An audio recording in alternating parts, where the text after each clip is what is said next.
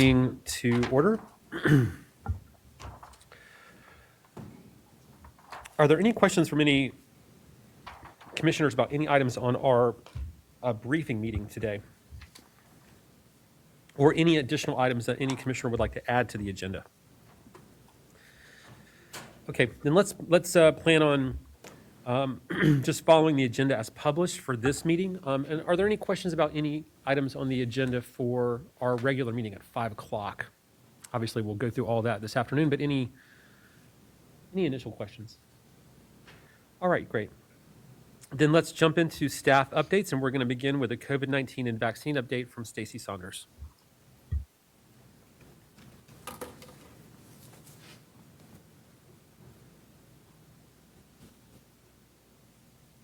I'm sorry, Max, I'm looking for the clicker.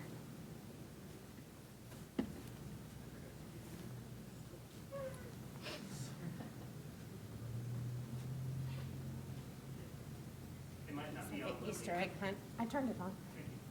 Thank you all so much. And thank you all for your patience. So today we have 16,615 confirmed COVID-19 cases that have been identified in Buncombe County to date. And sadly, 308 COVID-19 related deaths have occurred in our community. We are currently seeing about 28 new cases per day enter our public health workflow. This has not changed much since last week, where it was about 27 new cases per day coming into the workflow. Our new cases per 100,000 per week as of today is 79. The Epi Curve continues to show an overall plateau, and if you'll look at the very tail of the curve, there appears to be some bobbing, a little bit of up and down, fluctuating each day. But overall, if we were to draw like a regression line there, you would see it overall being flat. And then our percent positivity has been relatively stable over the last week as well, ranging from 4.0 to 4.4% this week, with the average being about 4.2%. It too is seeing some slight fluctuation from day to day, but overall is remaining fairly stable. Our regional hospitalizations, and this is all hospitals within our Western North Carolina region, not just our local ones, showed a slight upturn and then also that began to flatten out again. And as we saw that slight upturn, we saw a slight upturn in COVID-like illness about a week or so before that slight upturn in the regional hospitalizations. And that too has since declined. And overall, the western counties, which you see there is the bright yellow line, are seeing a less presence of COVID-19 like illness when compared to other regions. But overall, when you look at the entire COVID-like illness visual, you're seeing less COVID-like illness activity overall in the previous weeks. Our weekly metrics are showing some continued plateauing. You're seeing a bit more color than what you usually or did the last time I saw you all, but that's actually more indicative of that bobbing up and down and that very little change, so slight changes. And so our new cases per 100,000 per week last Monday was 75. This past Sunday it was 83. For the last week, that indicator has ranged between 75 and 83, with the average being 80. And as I just mentioned, our new cases per 100,000 today is 79, so slightly less than what it was yesterday. This indicator has not moved significantly since March 24th.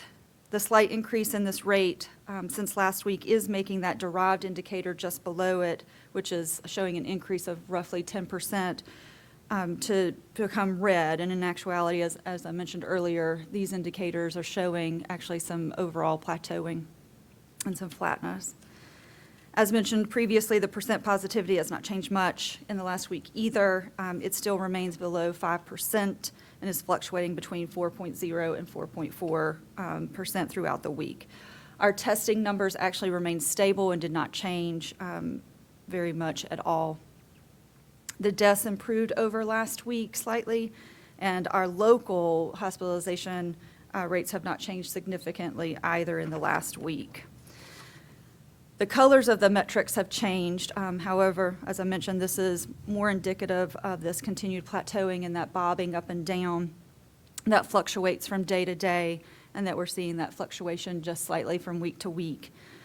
I continue to stress that while our indicators are not increasing, this continued leveling off is just as concerning and important to pay attention to and requires all of our attention.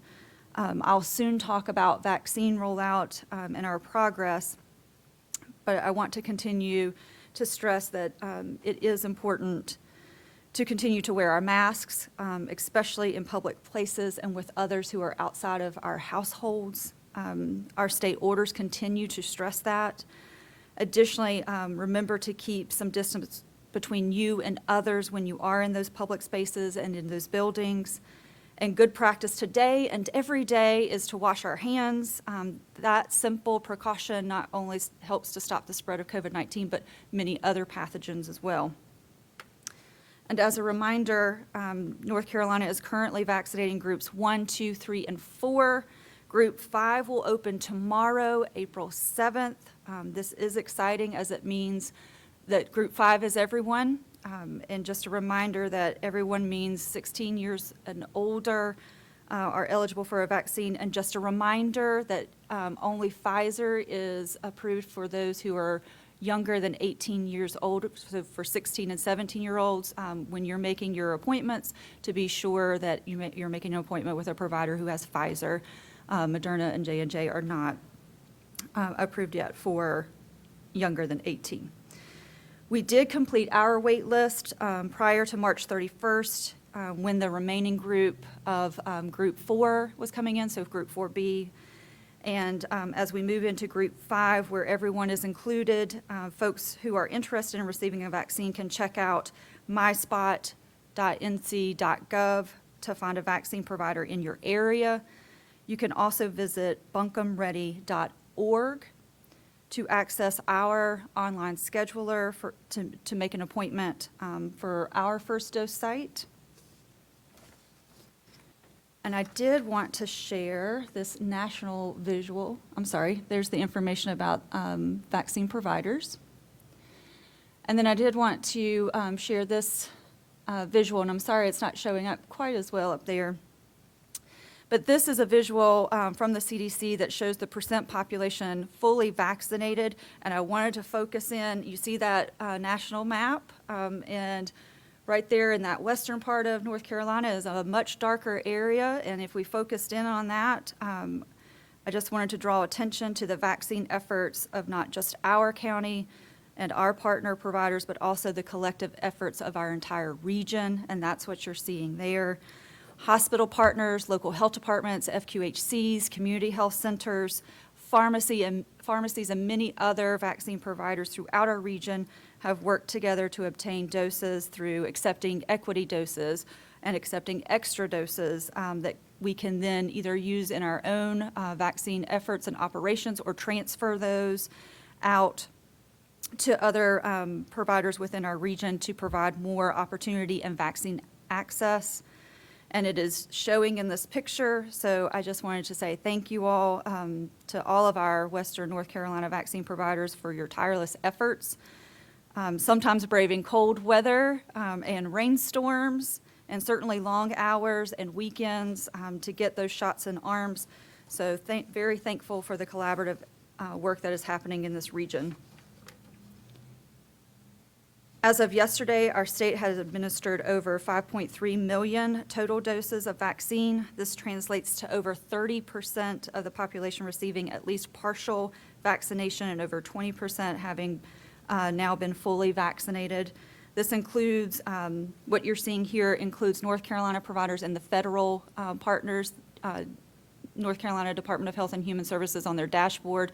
Now you can filter by North Carolina providers, federal partners, and then all providers. And so what you're seeing here is all providers.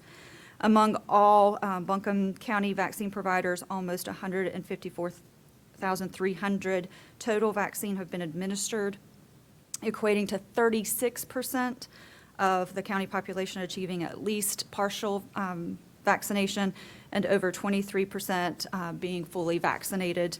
Again, this includes all partners, federal and state. And then for Buncombe County HHS and our partners in emergency services, we've administered 62,451 total doses, with 36,700 almost being partially vaccinated and 25,752 being fully vaccinated. And then to update you quickly on vaccine allocation, we are receiving 3,510 doses for our baseline. We did receive 300 doses for equity purposes. This week, we are partnering with the Mexican consulate to provide vaccine outreach at their event, which is also taking place at AB Tech, just near our vaccine first dose operations. And additionally, next week, we will be continuing our focus on historically marginalized populations with our equity doses, with plans to continue working in areas with our community health workers to identify populations and locations for equity efforts. This week, we also received 800 doses through DHHS, which we are transferring to our local pharmacy partners at Healthridge in Black Mountain and to Ingalls to distribute throughout the community in their pharmacies, so that we're spreading that reach and that access into neighborhoods and communities that folks pass by every day or go to get their groceries. And then lastly, we also received a special allocation of J&J, which is the single-shot vaccine that we'll be using to continue our homebound efforts, our efforts in the detention center, and then also our vaccination of the homeless population. And as I mentioned earlier, we did sunset the wait list after notifying all those who were still active that an appointment was ready for them. And I want to thank Paul Watson and Stacy Wood and our Ready team and our county IT team partners for the incredible work to make that vision and that goal happen. And this visual you're seeing here is illustrating the waitlist traffic by week, meaning the individuals that were added onto the waitlist by that week. And we can use this sort of as a proxy for demand. And you can see it starts with the week of January 15th, which would have included our very first day of the waitlist, and then you see January 22nd. And so you see our highest demand was when the wait list was first launched, and you'll remember that supply was quite low then, and demand was very high, with virtually only local health departments and hospital partners really having any vaccine allocation supply. And then entry into or onto the wait list declined to a couple of thousand new entries per week. And then we see another bump in demand, not quite as high as when we initially launched, around March 17th, which would have been the first group of group 4 was eligible, and then a subsequent wane since then.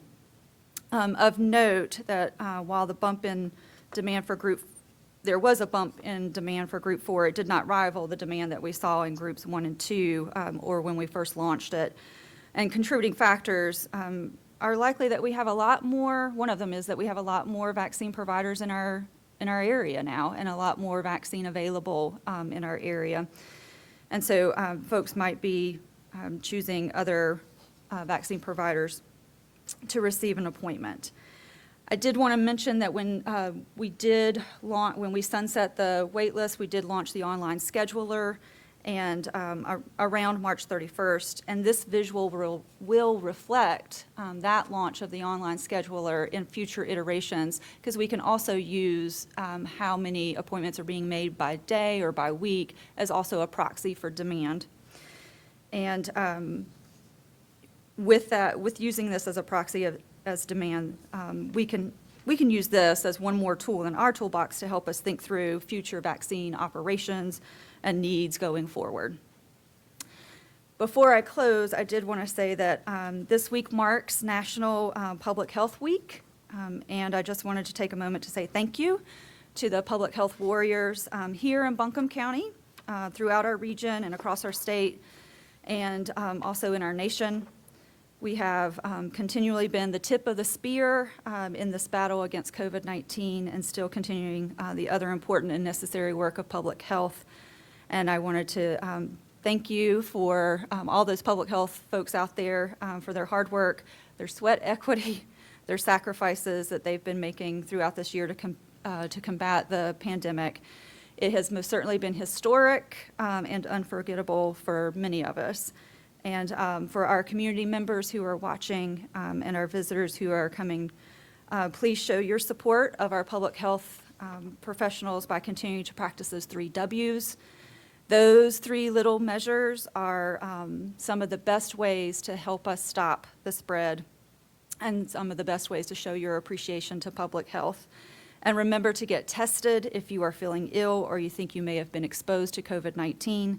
Getting tested means that you are helping us stop the spread of the virus, and that's another way to show your support and help local public health heroes. Testing is available at AB Tech on Sundays, and folks can visit starmed.care to make an appointment. And lastly, with Group 5 opening up tomorrow, get your spot for your shot. We have effective vaccines available in our area and several providers ready to vaccinate you. So please show your support for public health and your determination to end this pandemic by rolling up your sleeve and getting your vaccine. So thank you all very much for your time and attention today. Thank you very much. Are there any questions? All right, thank you so much, Stacy. Appreciate you and all the hard work from everyone in your department. Thank you. All right. The next item on our agenda is a discussion about the Inca TTC building plan. And we have some of our friends from AB Tech here to help us out with this. Dirk Wilmoth and Dr. Gossett and Emily Kite. Yes, good afternoon. Good afternoon. I'm Dirk Wilmoth. I am the Chief Financial Officer at AB Tech, and I have with me President John Gossett back in the back, and then also Emily Kite from Novus Associates. She's our primary consultant on this project. So I'm going to open up with this. Let's see here. What do I have? Is it on the screen? Not yet. This one?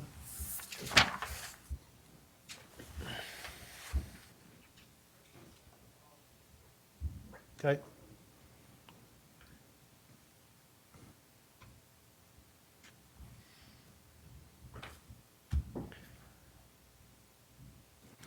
In the way of introduction, I'll go ahead and say that I'm here to report on our Inca campus, the Technology Commercialization Center building plan.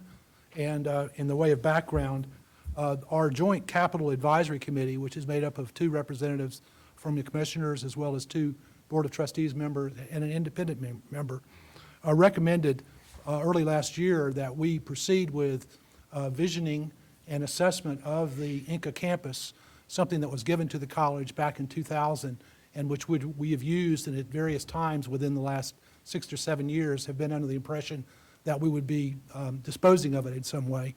And but that has changed dramatically with changes in our Board of Trustees and our strategic planning, and we realize what an important asset that facility is, and one that's very underutilized. But in the ensuing time, there's been some neglect of the building. We haven't put investments into repairing and replacing some of the basic infrastructure. So the Joint Advisory Committee, Capital Advisory Committee, recommended that we spend money out of the Article 46 quarter-cent sales tax proceeds for the purposes of assessing both the conditions of the facility as well as the surveying the stakeholders and constituents in the local communities as to their interest in that campus and how it might be better utilized. So this is the result, the culmination of those studies. Excuse me. The first step in the process was going out and doing an RFP for consultants. And I'm pleased to say that the entire project team ended up being obviously AB Tech, as well as the Buncombe County Facilities Management folks, particularly Michael Mace, who is here today. Thank you, Michael. And then also Ronnie Ludsford. And then on our architectural and programmatic team, we have obviously Emily Kite and Novus as the primary consultant, as well as Brailsford and Dunleavy, who did the program management, the assessment, qualitative assessments that were necessary. And then McKim and Creed were hired as engineers, and then cost estimation was done by Van Noy Construction. Are we on board now? Okay, that's all right. I could wing it. Okay, and we have the you know, the presentation that Yes. was on the agenda, All so, right, thank you. yes, Well, I'm moving to page 2 of that presentation. sure. You'll see that obviously the Technology Commercialization Center is the larger of 2 or 3 buildings on that campus. It's 43 acres of land, and the Haynes Tower, or the tower that's there, has not been occupied since 2015. But the TCC is actually 169,000 square feet of facilities, of which we're utilizing only about 70,000 square feet of that facility at this point. I'm going to get into some of that in a minute. The overall study that I mentioned, the assessment, included a quantitative analysis of the extent to which the building is being utilized, the square footages that were involved in that, and the type of utilization, as well as just the foundational building and conditions assessment, which was very thorough.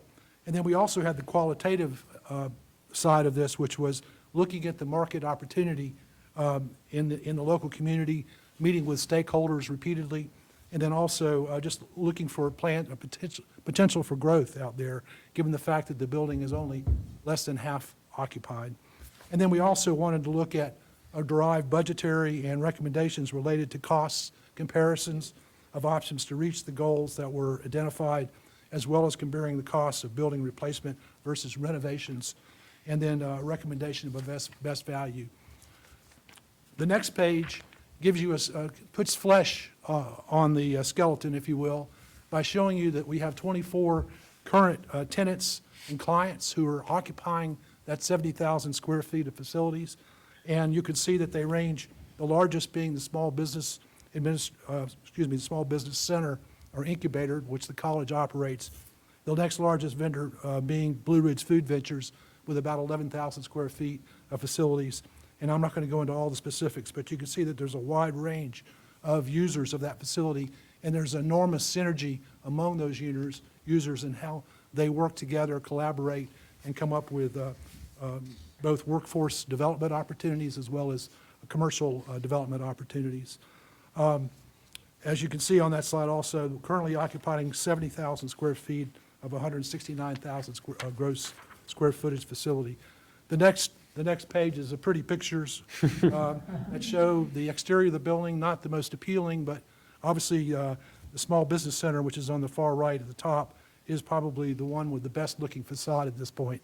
But then you also see the kind of diversity of tenants that we have in there, from scientific to commercial and to food production and beer, yes, beer production as well, as the college's Craft Beverage Institute is located in that facility. The next page 5 is a vacancy map, which I think is pertinent to the fact that it identifies on a bird's eye view those areas that are either occupied or unoccupied or have no certificate of occupancy. And this is the area, about 50,000 square feet, that we think we have the expansion we can expand our capacity in. They're primarily on the second and third floors, and that expansion would allow 69% program increase in square footage if we were able to occupy it. And that is pertinent at this point because we feel that what we have right now is pretty much fully occupiable given the constraints on the building condition and whatnot, but that ultimately if we were able to expand it, we would have even better synergy, ever better returns on investments in moving forward with a more fully occupied facility. So with that being said, I'm going to turn it over now to Emily so that she can talk more about the cost estimates and the assumptions that were derived from that. Okay.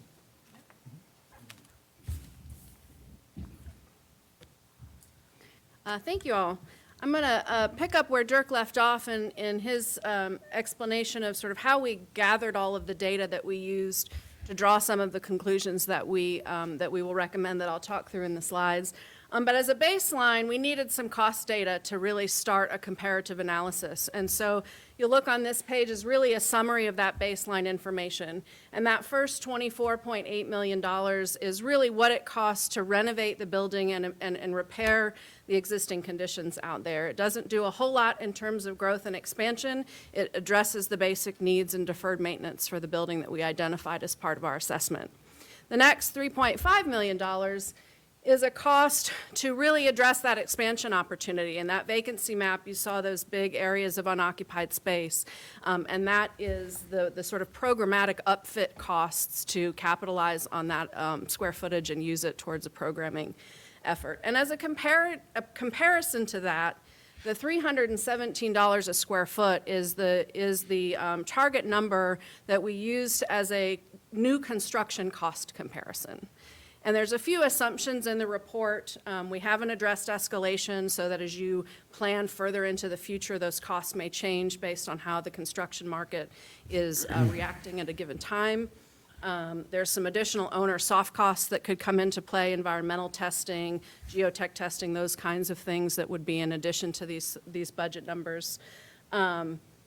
We talk about when we compare with new construction, we are excluding any land acquisition. The presumption in our study is that we would utilize land that's already available either at that site or somewhere else. And that's in an effort to create options that have some equity between them in terms of how we're comparing and making recommendations. And so that land acquisition cost is a variable that we can't really predict very well. And so those are the baseline numbers. If we dig in a little bit to that renovation cost that's in there, you'll see some big sort of categories of work. Probably the biggest category of work to note is plumbing, mechanical, and electrical upgrades. The infrastructure of the building is aging pretty substantially, and there's some carryovers from a more industrial use from the previous building owner that are making that part of the costs associated with that as well. You'll see the roof replacement. I know that's been an ongoing conversation with this building, and it's a pretty high priority need at this point to replace the roof. You'll see that budget amount in that list of things and how the costs break down in various broad categories as well. So to get to the options, we really looked at 4 scenarios. And I'm going to go through each of those 4 scenarios, and that'll draw us a conclusion at the end and a recommendation. The first option is to renovate the building. And including a captured improvements and expansion in that $3.5 million, that total cost would be in the neighborhood of $28.3 million, just to fix the building conditions that we've identified, plus expand the programming opportunities out there, would be in that $28.3 million range. As a comparison, to replicate what is happening out there with a plan for expansion to target a building in around the 138,000 square foot range, which accounts for about 50% growth in programming opportunity. At that $317 a square foot would be in the neighborhood of $43.7 million. Again, that does not include land acquisition and a new cost building replacement comparison analysis. And it describes a little bit in further detail that 138,000 square feet, which would be a new building size that accounts for that growth. In options 3 and options 4, we are looking at, in option 3, we're looking at what would it cost to just replicate what we're currently doing on that campus. 100,000 square feet is the occupied area that's being utilized on that campus, plus all the circulation and mechanical space that is required for those operations at that same $317 a square foot. To replace what's happening presently at that $317 a square foot would be in the neighborhood of that $31.7 million. And that option 4 works backwards. It presumes that with an equal budget of $28.3 million, how much building could we build to replace what's happening there? And that would be a resulting building that is 89,000 square feet in round numbers. And what was important about that is that we've known for a long time at ANCA that the needs are high. There's a lot of existing conditions and a lot of deferred maintenance. And that's due in large part to the availability of funding over the last 20 years. And it's due in large part to some uncertainty in the strategic planning of what the future of that campus was going to be. And so there was a very real question from stakeholders and from our team about whether or not building replacement is of better value than repairing and investing that magnitude of money in that existing building. And so for us, the conclusion was, yes, it is of better value to renovate the building that we have. And there's some very key sort of programmatic drivers that helped us make that decision in terms of repairing those issues and focusing on that growth. We think that option one elevates the image and presence of the facility to reflect the superior quality of what is happening on that campus presently. The initiatives support economic development objectives with opportunities for expansion in labs, practical arts, and workforce development opportunities. It enables opportunities to capture added revenue through expansion of academic offerings. This was one thing that we identified as a need for AB Tech in some of the limitations of the buildings and lab space that's on main campus could be expanded and opportunity out at the ANCA campus instead. A renovation concept also gives us an opportunity to phase improvements. So with new construction, you're all in from the very get-go to get the thing that you need.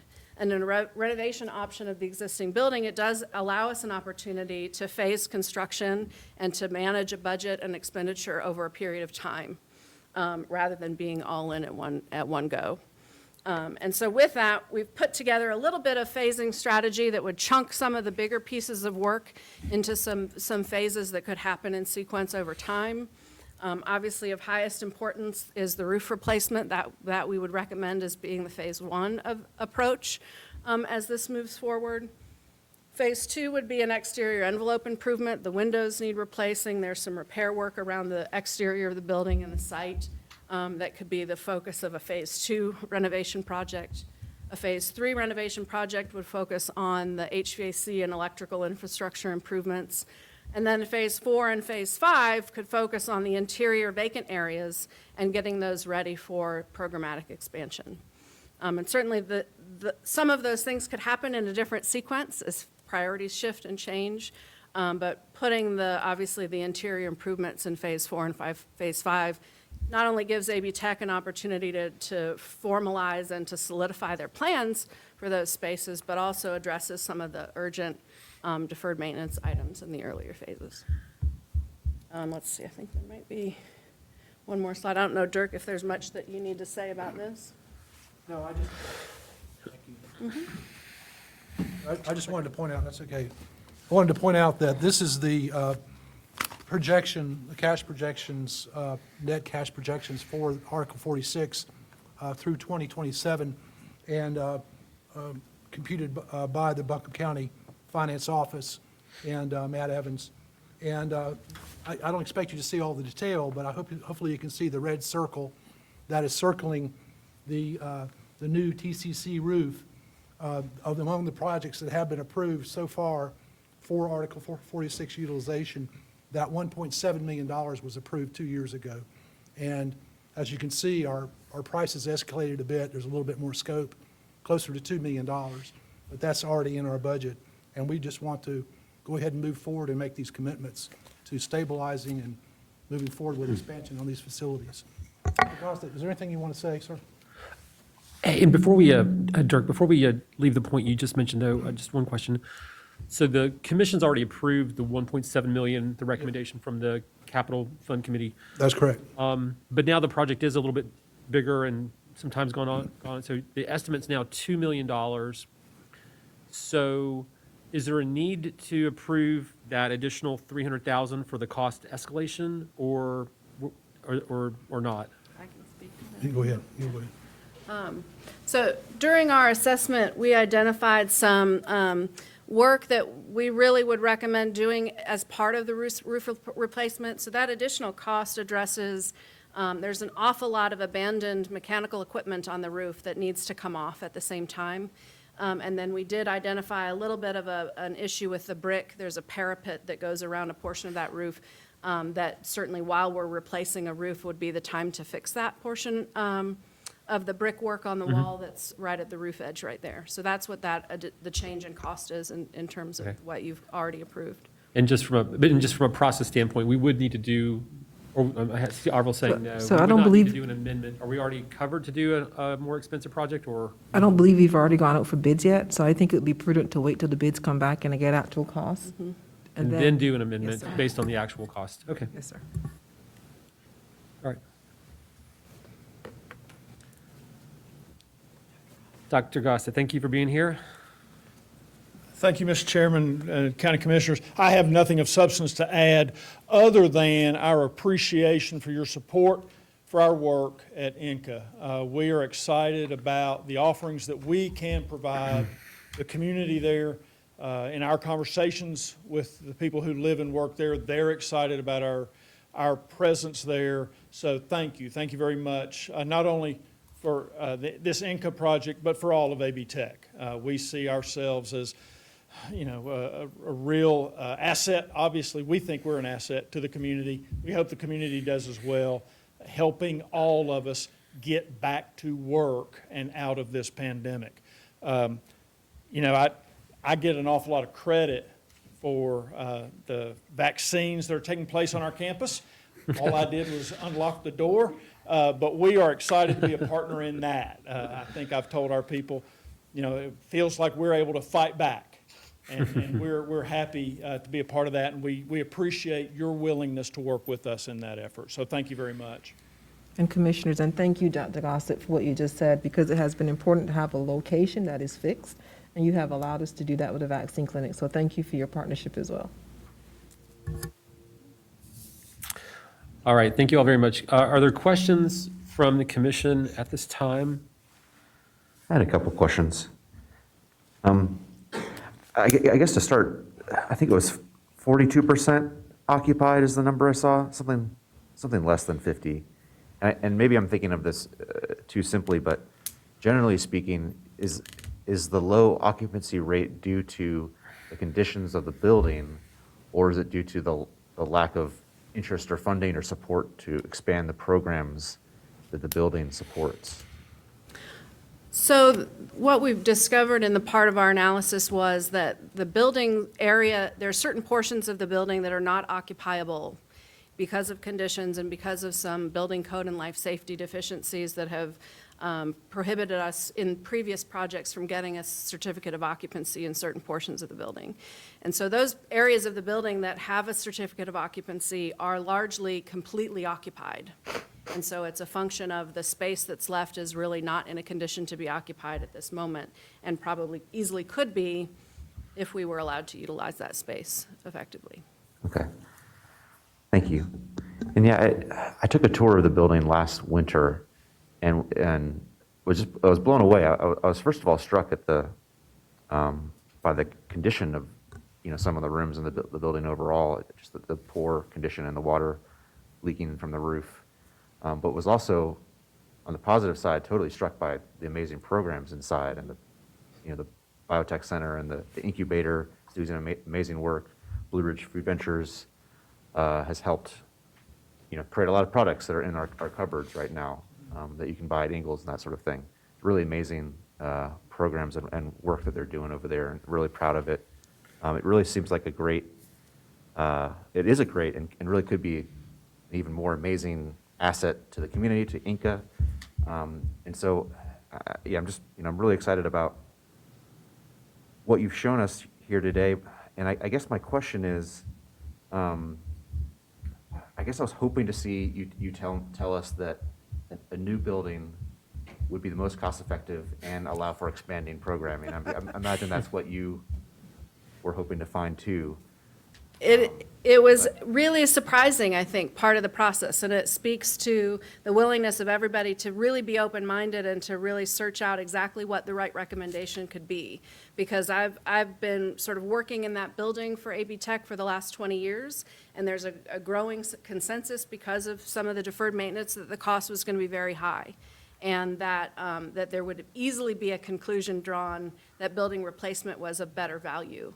And so it was, I think, surprising to all of us that that really didn't prove itself, given the current market conditions for construction and the current cost of things, and the bigger opportunity there was to make use of space we already had than to try to build something that big to do the thing that we wanted to do.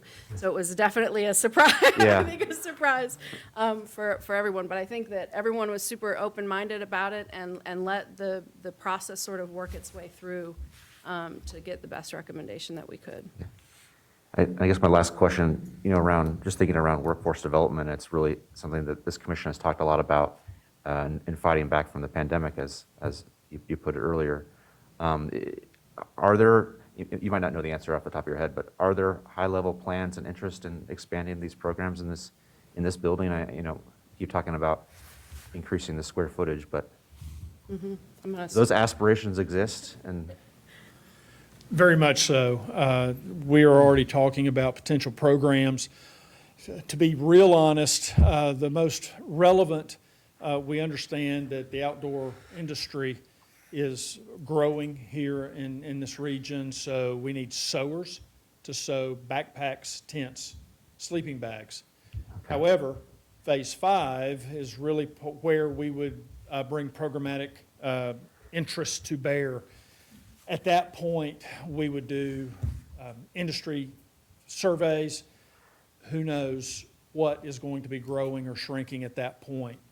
But as a kind of a matter of course, we're always looking for new program areas to serve the community.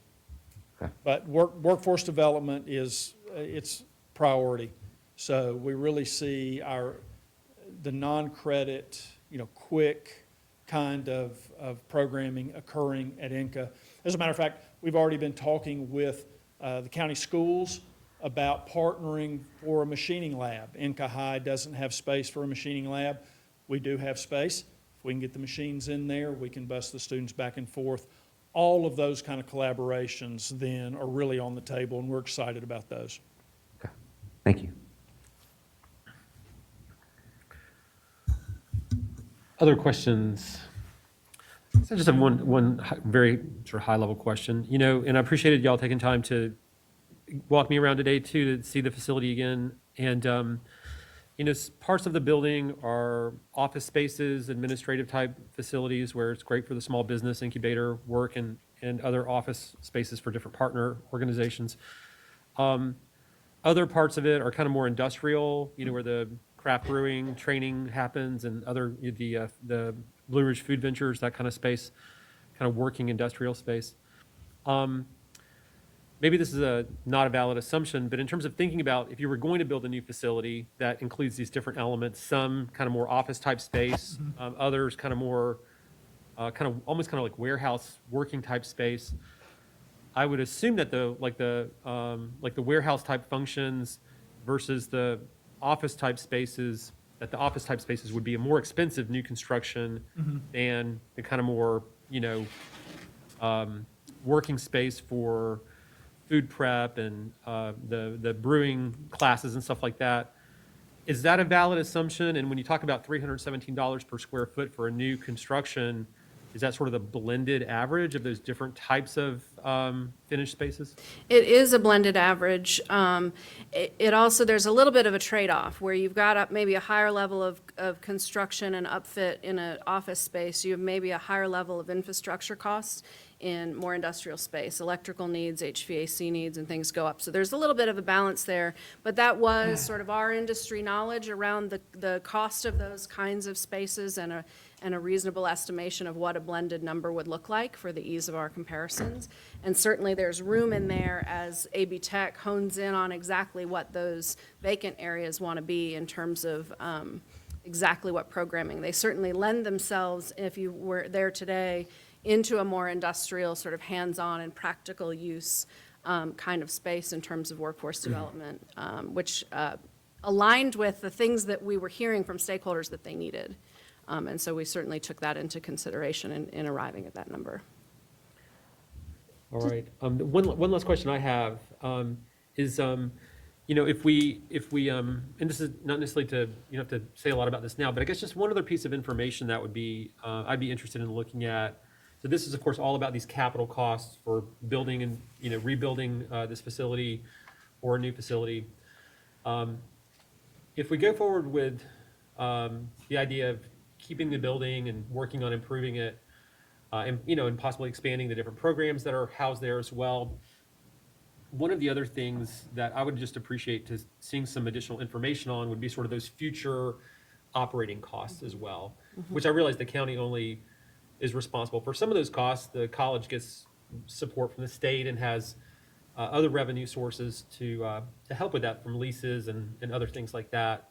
But I'd like to also just make sure that the commission has a good understanding of kind of the future operating costs that go along with both kind of maintaining the something like the status quo of the programming that is there, as well as if there's a kind of expansion of programming.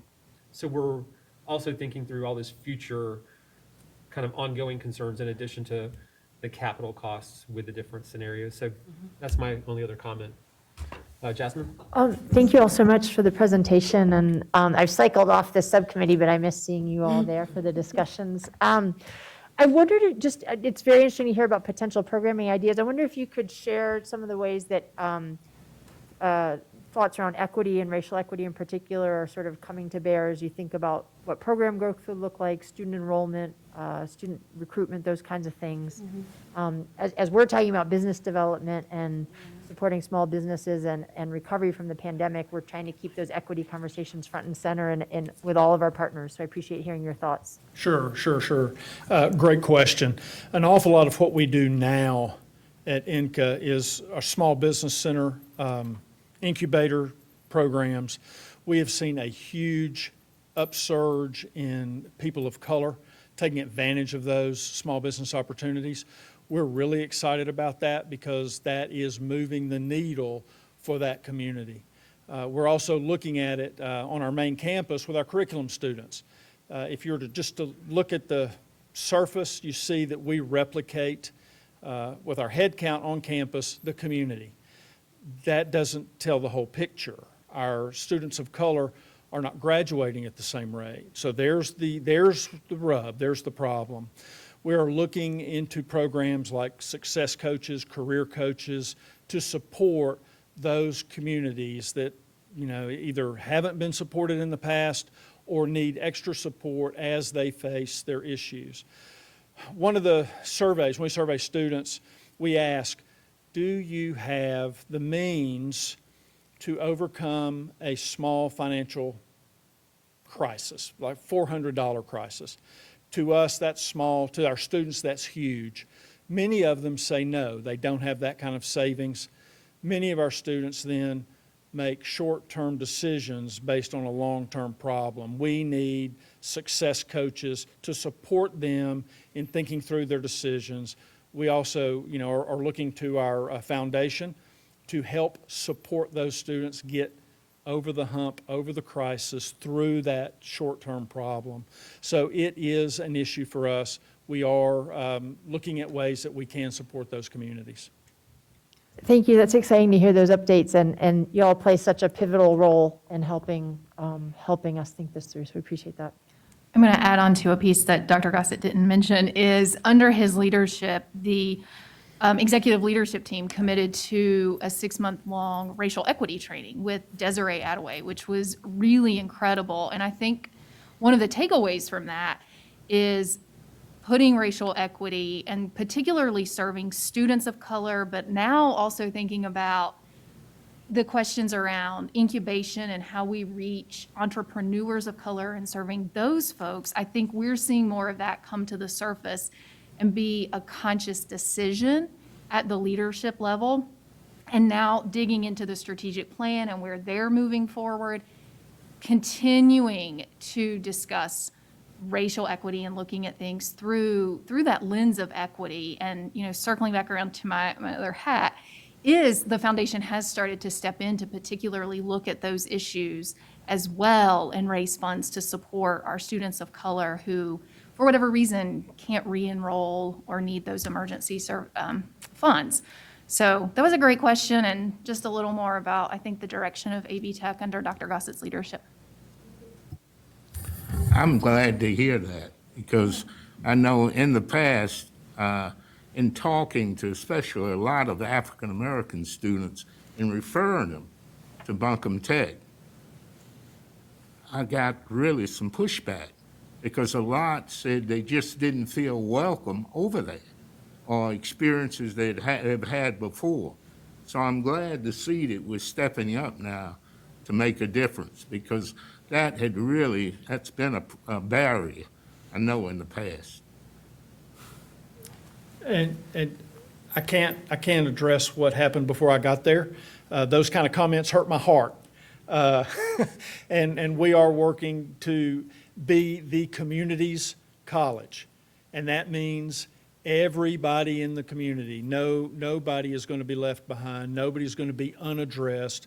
We just cannot assume that everybody makes the same decisions the same way in the same time frame with the same background and the same, we all need different support at different times in our lives. So we will be the community's college. Any other questions or comments from commissioners at this time? Okay, I do have just one last one. So thank you all for the work on this assessment and the chance to report it out today and have this discussion here. So I look forward to us. We don't vote on issues at our briefing meetings, but they're a great chance for discussion and bringing forward issues that we're going to be addressing in the near future. So we've got some decisions we'll need to make around this. And so I think that's the priority that's in front of us now. But one of the things, just being back out at the campus today, reminded me of too, is there is the Haynes building here too, and it's currently vacant. It's been vacant for a while, and so I don't want to distract us away by raising that issue today, because I think this is what we need to make decisions on first. But I would just identify that I think there's another set of questions that do need to be asked and answered around that property as well, around the future of that property.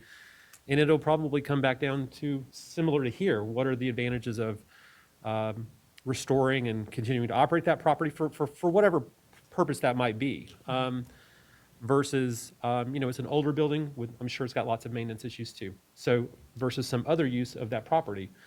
So I think we should focus on the report that's come to us and make some decisions around that. But in the near future, I think we should also make sure that we work with AB Tech to get some resources to begin assessing the questions that are important around the Haynes building too. So I just wanted to say that, since we got the whole team together in a meeting today, that is another important piece of real estate that there needs to be a game plan developed for it as well.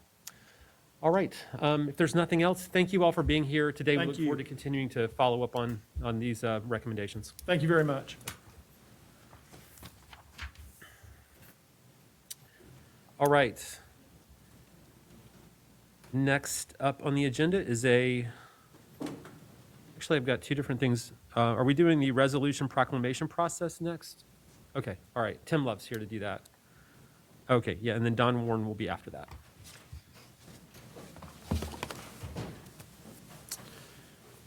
Good afternoon, Commissioners. This afternoon, we've brought before you a draft process for discussion around resolutions and proclamations. This will be a joint presentation today. Lamar Joyner, Michael Frew may also chime in on that process, but we're bringing this to you today because of requests in the past from the Commission about a process to sort of manage and let the community know how to engage with the Commission on proclamations, resolutions, things of that nature. So a few slides to get us through, but as I said, a draft process, looking for your feedback, so let us know. Going to slide 1. Max, I'm on, but stuck. All right, so a quick overview. Purpose of this would be to provide some type of regularly scheduled process, so something that isn't ad hoc, something that's predictable, that folks know how to interact with. The lens of this, the intended usage, bullet 2, is, commendable community or public service, outstanding achievements, acts of leadership, valor, community service, really acknowledging sort of the good in the community.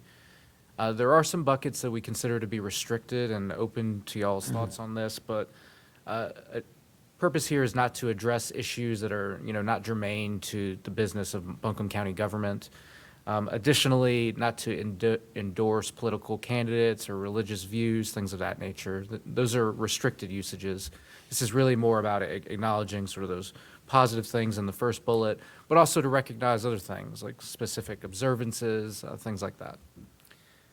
Who may request the final bullet there? It's wide open. This can be something from the commission, that's a commission-led priority, could be from the general public, could be from county staff. It really is open-ended.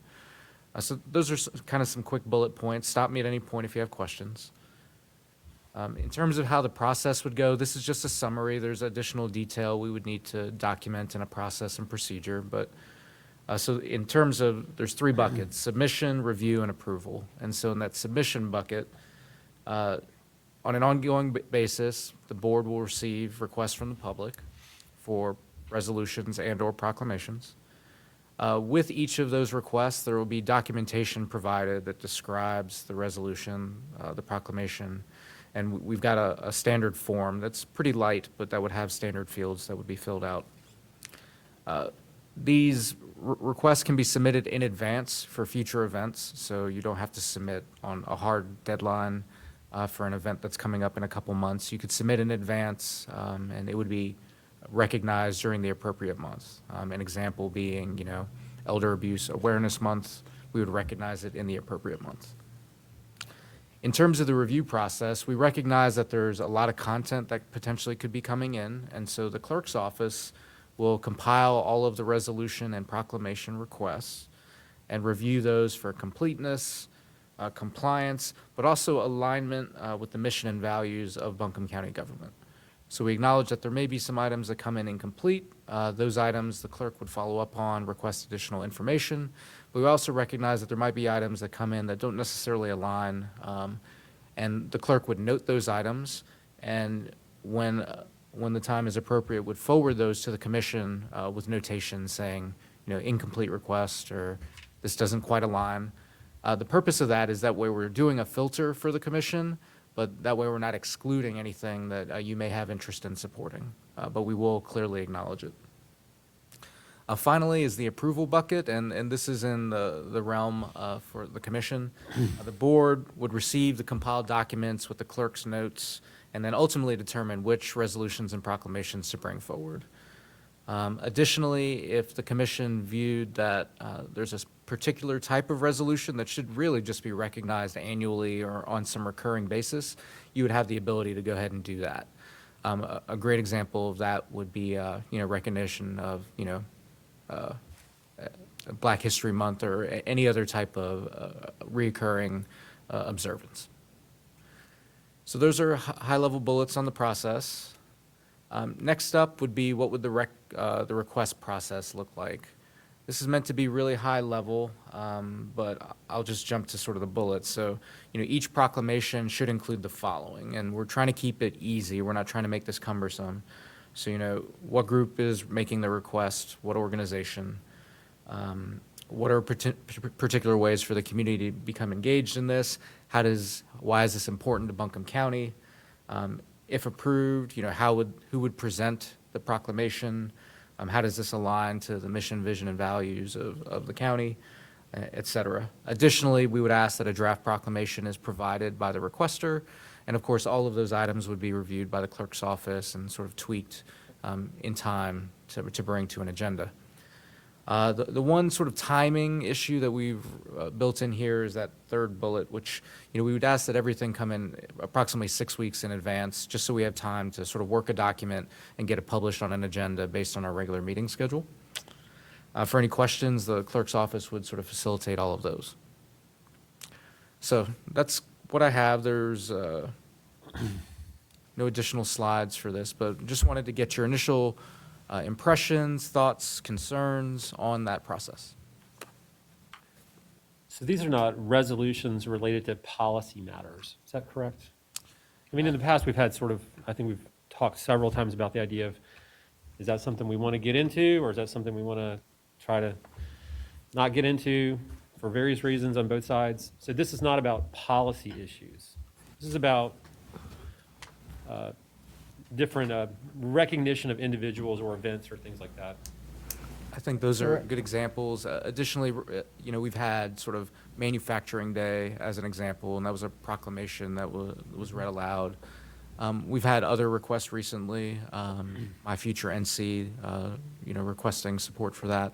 Okay, but that kind of is a policy issue. That's kind of like we urge the state to spend money on this issue, and by default, not other things, right? So that actually kind of is more of like an issue position in adopting a position on some issue of the day, as opposed to honoring someone or some idea.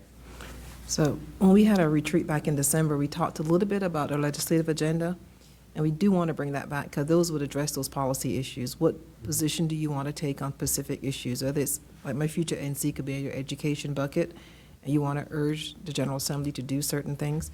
So we still have that outstanding that we need to bring back, but Tim is working on that as well. We did give you a draft process, a legislative agenda that we do need to circle back to, maybe at a future briefing that would address your point specifically. Okay, well, I'm just trying to make that distinction because I think this is all seems perfectly reasonable to discuss, but it is different than the issue type resolutions, which I think could be, more controversial from all different perspectives and potentially also much more time consuming. So I just want to clarify that what's being discussed today is really not about like taking positions on current issues. I think we agree. Yeah. Okay. All right, commissioners, questions, thoughts? How many of these do we get currently? I'll defer to the clerk on that.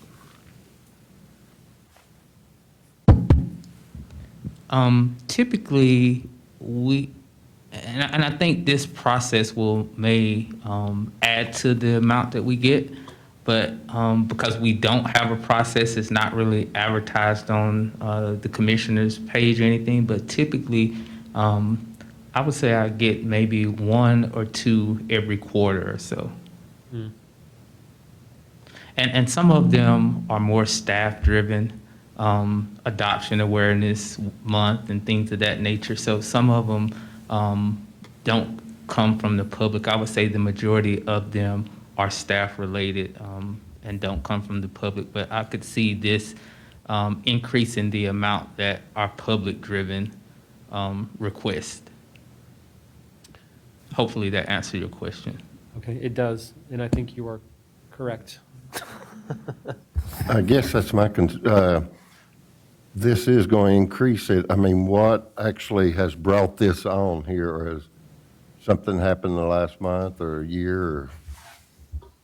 If I may, I think this was really driven, I would say, with questions from the board on how we would handle these requests.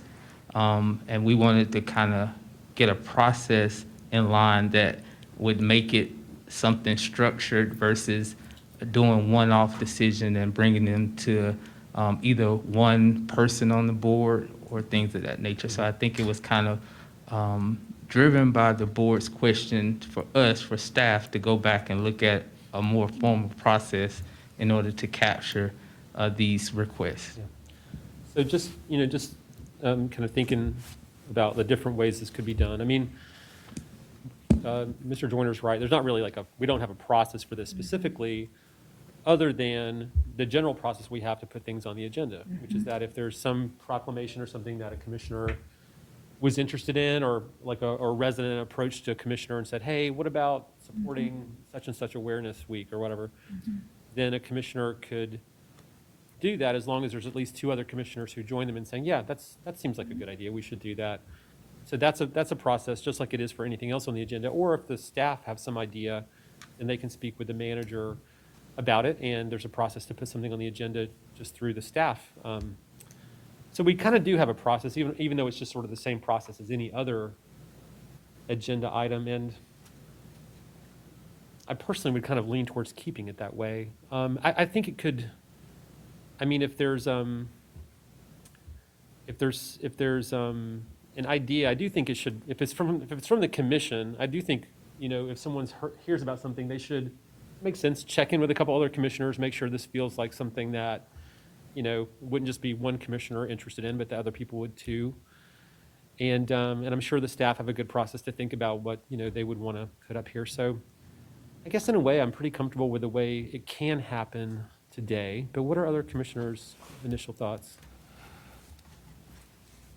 Well, I'm curious to hear, since you put all this work into it, what are the pros you think of doing it this way with this proposal?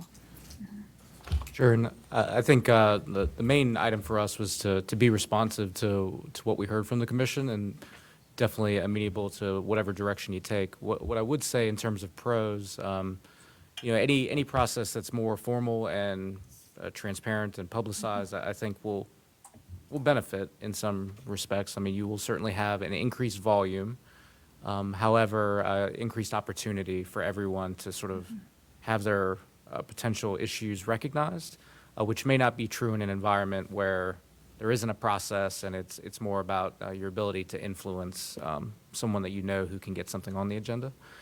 So those are kind of the primary, but there will be an uptick in volume, which I think is to be expected, and thus the ability, for the clerk's workload. And Lamar, it looked like you were chiming in, so.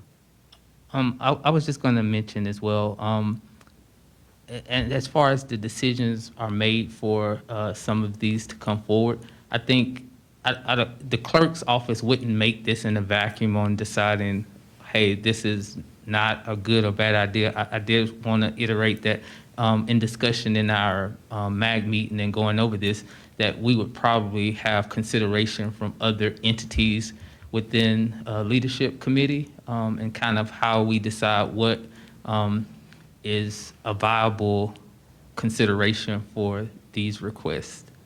So and I just want to say it won't be made in a vacuum. It won't just be me making a decision on if this is a good resolution or a good proclamation. I think what it does also do is it does give more structure, because on some requests, the turnaround time is very critical.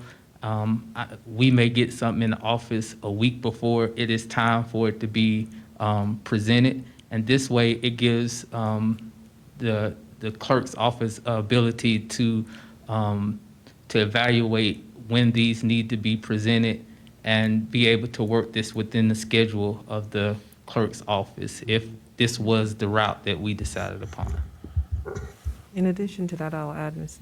Commissioner, that right now, if you do know a commissioner, you can probably bring your item to a commissioner so it's mobile access.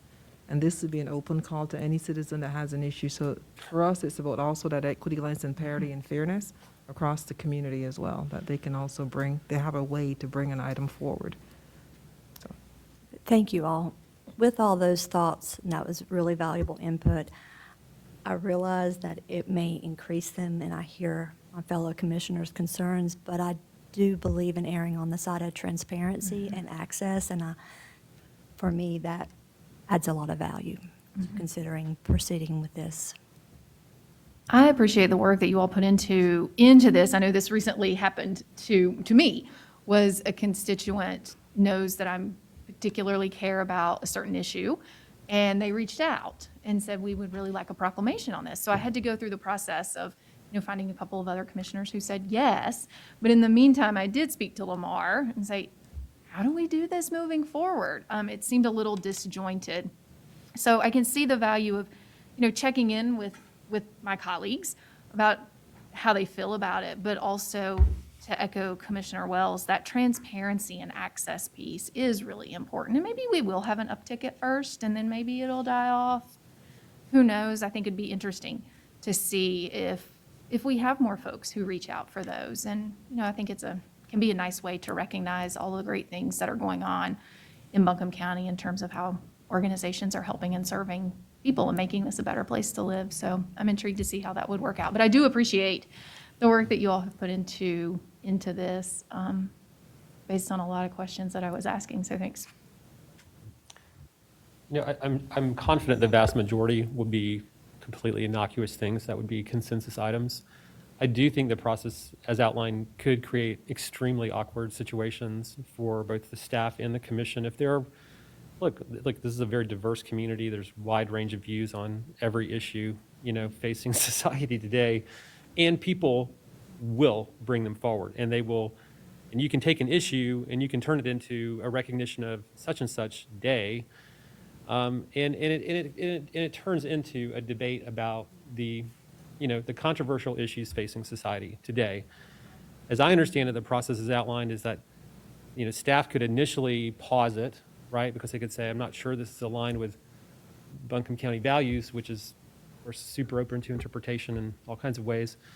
But then eventually it would all come to us and we would be sitting here having a debate about whether to take up a proclamation on an issue, which turns into a de facto debate about that issue in the first place. So that's my main concern. I'm sure 95% of it will all be just recognizing the awesome things that happen in our community all the time. And I'm all for having a good process to invite that. But I would raise that as a process concern. And maybe one additional step to add to it, to kind of keep maybe some of the kind of elements of what we have today, is that if there's an issue that comes in and the staff consider it to be like, hey, this might be really controversial, this might not be something that everyone agrees on, that there should still be a process to make sure at least 3 commissioners feel like, yes, we would want that to be on here. So we're not put in the default position of having to take up any issue just because one person in the community decided that they wanted to send it in and prompt that debate. So maybe that's just an additional step to add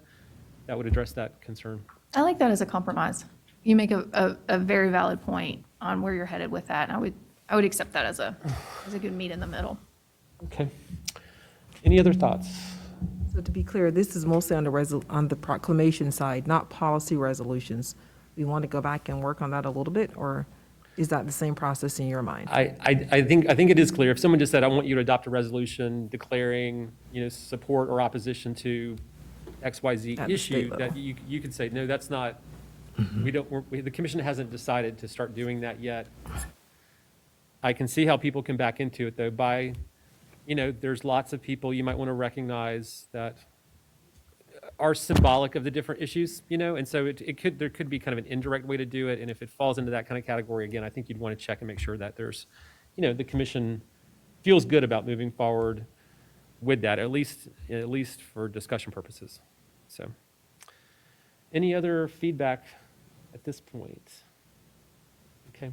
All right. Well, thanks for bringing this forward, Lamar and Tim and Avril. We appreciate y'all, and let us know once. So would you need us to vote on something to kind of here's our procedure? Is that what you're looking for ultimately?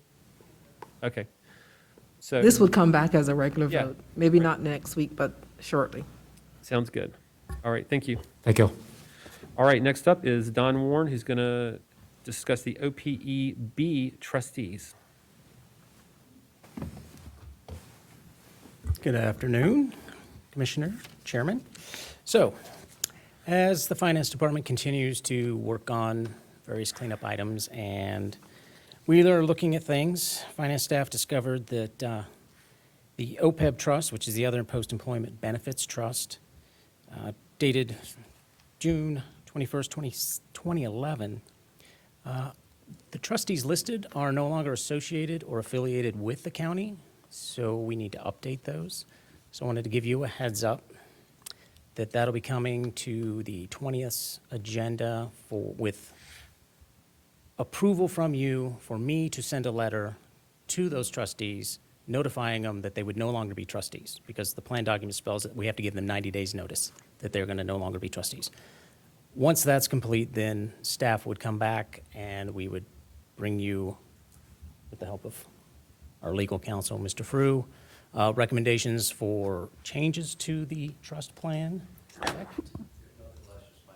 Yeah, just to change it, so instead of naming individuals, it would just name positions. That would make it a lot easier moving forward when people actually leave the county. So, and that'll just be a consent item in 2 weeks, just letting you know it's going to be there. If you have any other questions about it or whatever, I'm happy to answer those. Other post-employment benefit trust? Do I want to share what it is? Oh, Lord. So,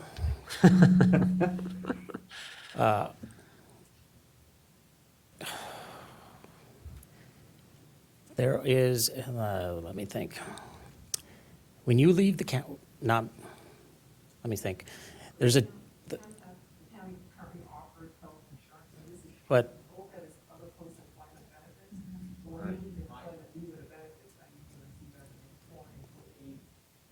correct. But it's only certain employees if you were hired prior to, what was it, 2015? I think is the date. I'd have to look at the plan documents. But yeah, that's, Avril's correct that you would get medical benefits, and we have a trust set up, and the money is invested with the treasurer's office at the state, so we let them handle the trust. But we need to do this formality to get the trustees changed. Yeah. And if you want specifics on the plan documentation or anything like that, I'd be happy to send that along to you so you can read it, but. Okay, thank you, Don. Any questions? Very good, appreciate it. Thank you. All right, next up, the last item on our agenda for the briefing meeting is a road closure, and Michael Free will present this item. Good afternoon, Commissioners, Mr. Chairman. 19 years ago, a prior iteration of this board approved a road closing down in Arden on Walnut Place.